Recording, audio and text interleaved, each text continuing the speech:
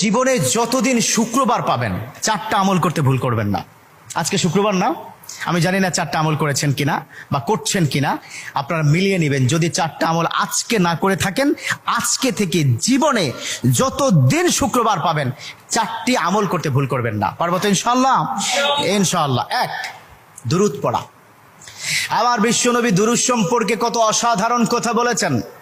একজন সাহাবা এসে বললেন, ইলা রাসূলুল্লাহ সাল্লাল্লাহু আলাইহি ওয়াসাল্লাম, ও নবী, আমি যদি আপনার প্রতি দিনের 1/3 ধরে দুরূদ শরীফ পড়ি আমি কি নিয়ামত পাবো?